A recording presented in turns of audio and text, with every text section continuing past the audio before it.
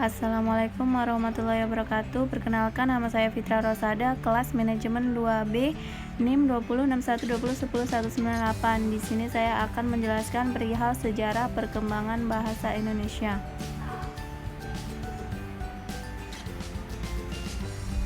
Sejarah perkembangan bahasa Indonesia, fungsi dan kedudukan bahasa Indonesia. Slamet Mulyana Badudu 1987-15. Bahasa Melayu merupakan bahasa lingua franca. Bahasa Melayu mempunyai sistem yang sederhana. Faktor psikologi kesanggupan bahasa itu sendiri juga menjadi salah satu faktor penentu. Perkembangan bahasa Indonesia sebelum Sumpah Pemuda.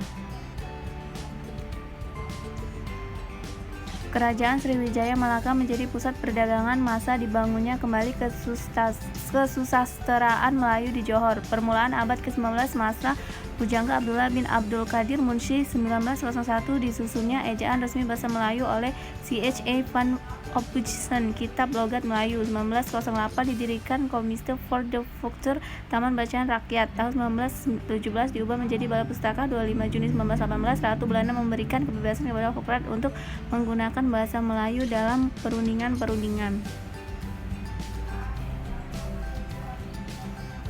Perkembangan bahasa Indonesia periode 1928 sampai 1945. 28 Oktober 1928 sebagai Sumpah Pemuda. 1933 Pujangga baru Sultan Takadir Aisyah Banah. 1938 Kongres Bahasa Indonesia 1 25 sampai 29 Juni di Solo. Bahasa Belanda dilarang. Perkembangan bahasa Indonesia setelah proklamasi.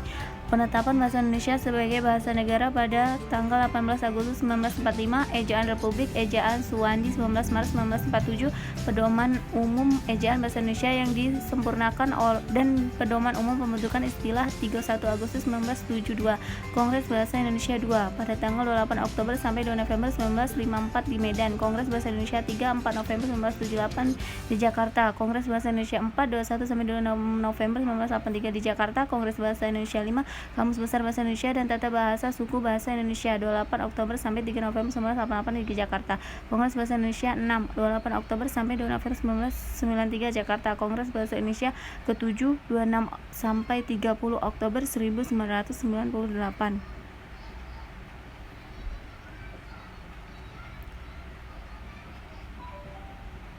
Fungsi dan kedudukan bahasa Indonesia. Fungsi bahasa Indonesia sebagai bahasa nasional. Keputusan Seminar Politik Bahasa Nasional 1999 sebagai lambang kebanggaan kebangsaan, lambang identitas nasional, alat pemersatu berbagai masyarakat yang berbeda-beda latar belakang sosial, budaya, dan bahasanya, alat berhubungan antar budaya dan antar daerah. Fungsi bahasa Indonesia sebagai bahasa negara, bahasa resmi kenegaraan, bahasa pengantar resmi di lembaga-lembaga pendidikan, bahasa resmi di dalam perhubungan pada tingkat nasional untuk kepentingan perencanaan dan pelaksanaan pembangunan serta pemerintahan, bahasa resmi dalam pengembangan kebudayaan. Wassalamualaikum warahmatullahi wabarakatuh.